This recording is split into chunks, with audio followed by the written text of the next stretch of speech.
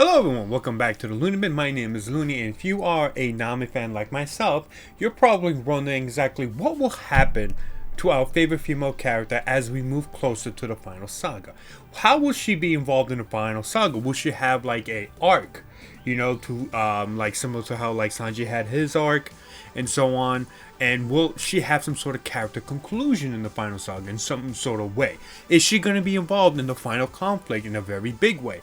What is her origin story? Essentially, what we mean by origin story is that Nami is definitely a very special person, specifically because of the way she's able to predetermine like weather phenomena such as cyclones way before anyone else probably could, which has saved the Straw Hats' lives many times, right? Maybe she has some sort of royal bloodline. Maybe she has a certain bloodline of an ancient race. Like, for example, most recently a lot of people are theorizing that maybe she has giant blood because of what happened in the recent chapter, which we will talk about very shortly, as well as how Nami is also, according to Oda, if she was in the real world, she'd be Swedish, which a lot of Vikings during ancient times used to reside in.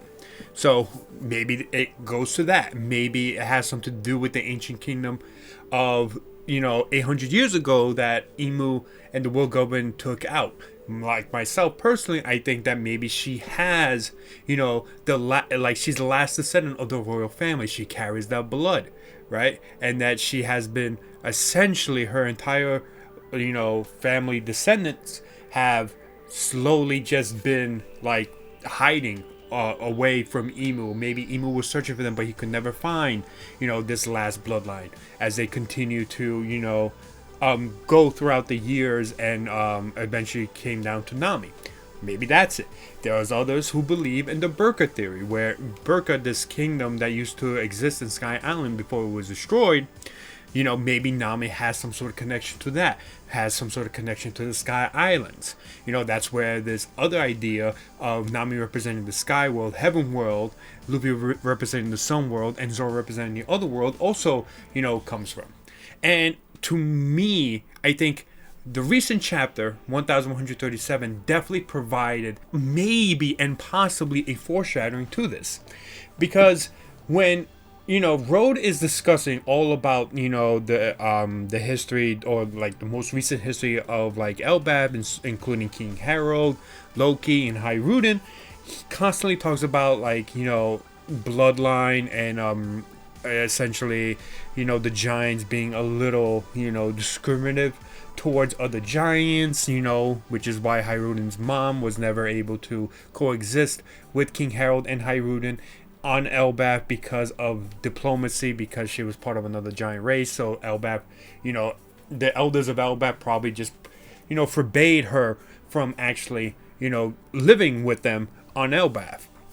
Right? And then we have Loki, the cursed child of King Harold and whoever, his mom was.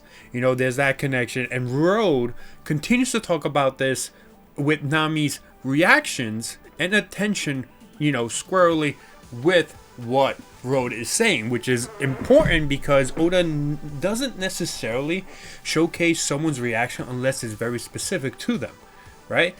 It's really, really interesting. And, some will say that, well, Zoro is also there, so, that wouldn't make any sense. Yes, but Zoro does have an ancient lineage as well with, Wano. His family, what's it called? His family came from Wano. He has Ryuma as like his I keep forgetting what the name of it is called, but like he's a descendant of Ryuma, right? So there's also that connection, which will mean that if Nami does have some sort of lineage, maybe she's descendant of someone or something, right? Maybe an ancient race. Oda kind of is foreshadowing by adding her and her reactions to this story. Now, I can also say that maybe this is just a callback to essentially, Nami feeling like there's discrimination where and Road talking about his history with Hyrule, and it resembles very similar to like the way Luffy saved her, and that Luffy didn't judge her, and that Luffy eventually became, her friend and stuff like that. Maybe she's, thinking about that as a callback. Right? It could very well be that. But I think there's a strong possibility that this could be a foreshadowing to Nami having some sort of lineage. Now, you can pick and choose whatever lineage that you believe Nami, may have. Who knows what kind of blood is running through her veins? We don't know. We don't have that many hints yet. But I do think that this chapter helped a little bit in maybe giving us a foreshadow to something that Nami will discover later on, right? Who knows what will happen when and if Luffy, Nami, and Zoro meet up with the current Holy Knights that are in Elbaf, such as Shamrock and Gunko. Who knows? Maybe there might be some sort of connection there, right? Maybe Shamrock or Gunko recognize Nami from something. Maybe that might lead towards this whole idea of like maybe Nami is somewhat connected to the Celestial Dragons, connected to the Nerona family, which a lot of other people also theorizing for Nami. There are many theories about what Nami's lineage could be, and I think it's all exciting. I personally think that she is or has the the royal bloodline of the last royal family of the ancient kingdom, the one that Imu and the world government destroyed, right? But I do think that the other theories are also really good, and I'm excited in general just to see what Nami, eventually has. Now, some people have also, talked about like, why does Nami need an origin story, right? Why does Nami need that? Why can't Nami just be a normal human?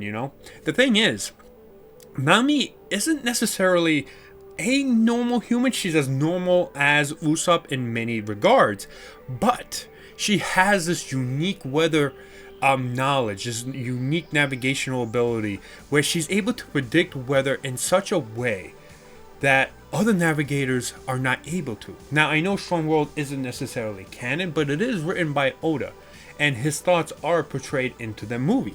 And in the movie, Shiki kidnaps Nami because of her navigational and, ability to predict cyclones, right? You also see that on, during the Alabasta arc, where Nami is essentially almost sick. Like, she's essentially dying with a high fever, yet she's still able to predict a cyclone. She's able to get Luffy and the Straw Hats up, up the jet stream, to Sky Islands, a possible connection there. She has this unique ability, whether it's observation haki of some sort or some sort of other innate ability that maybe a ancient tribe used to have. Who knows? I do think that that is also a big connection. And no matter which theory that you prefer, whether it's the giant theory, the Nerona theory, the ancient kingdom theory, and so on, I think all of this is slowly being built up to eventually revealing, Nami's origin, Nami's lineage. Right? And, people are, like I said, people are saying that Nami doesn't need it because, I heard or saw some reason saying that it, completely takes away what Bellemere did, which it does not. I don't believe it does because it's not going to be about that. Bellemere is Nami's mom. That's not going to take that away from her, regardless if we know who her parents were. But her lineage can play a really important factor in what can happen in the final saga. Right? Maybe she gets noticed by Imu, and maybe there's some sort of connection there where like Imu sees or just talks to her, and then he realizes something important. Right? Who knows? Right? That's what theories are. It's coming up with ideas that have some sort of basis of evidence within the story, regardless if it's minimal or not, and trying to come up with ideas of what it could be. Right? Who knows what Nami's origin is, but we do know that Oda does have some sort of plan for it. He's hinted it twice, both in Strong World and both in Film Gold. What I mean by that, during the production of Strong World, when Oda was writing it, he initially was going to make it into a story about crystals, about essentially, I believe, Sky Islands, and something about Nami's origin, and that it was a very emotional thing. But he decided to scrap it because he didn't want, the fans to go watch a movie and, cry and feel emotional. He wanted them to feel excitement, which is then became Strong World.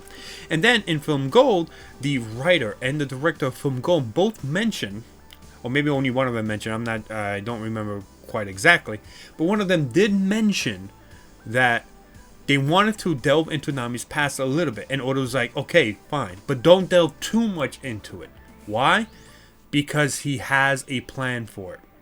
That means that he definitely does have a plan for Nami's origin, Nami's lineage, Nami's backstory about who she is, whatever sort of revelation that is. And I understand people wanting her to just be a normal human, but most of the Straw Hats are not normal humans, A lot of them have their own quirks, Usopp is considered the most human out of the Straw Hats, right? But even Usopp has some sort of quirks, like his durability and being able to survive the most brutal injuries in the world. That has to be some sort of quirk that is just godly, But again, Nami's origin is an exciting thing that Oda definitely has thought about. He definitely has possibly played around with, as we see and heard about from his interviews with Strong World, that he does have a plan, this emotional story behind it. And this recent chapter showcases more about Nami's, focus on what Road is talking about in terms of King Harold, the blood of, the Elbaf giants and other giants as well, and Loki being this cursed child who has cursed blood, and stuff like that. All of the stuff that Road has been telling them, and seeing Nami's reaction could very well mean that this is some sort of foreshadowing to eventual Nami origin stuff. And that is exciting as a Nami fan, right? I'm excited for it. I can't wait to see what Oda has planned. Even if Oda eventually doesn't do anything with it, I will be a little bit disappointed, but at the end of the day, I still love Nami as a character, right? Her origin story doesn't exactly, change my feelings, doesn't, lower her down, in terms of my favoritism and who I like in One Piece if she doesn't get an origin story. But it can enhance her character so much more. Considering that Luffy, Zoro, and Nami are the triggers of One Piece, Nami is going to have some sort of big impact in the final song, and I cannot wait to see what that is. This chapter more than likely could be a foreshadowing to that. So let me know what you think. Let me know what your favorite Nami theory is about her origin story, and I can't wait to see what Oda has planned. So thank you so much for watching. Hopefully you enjoyed, and I'll see you guys next time.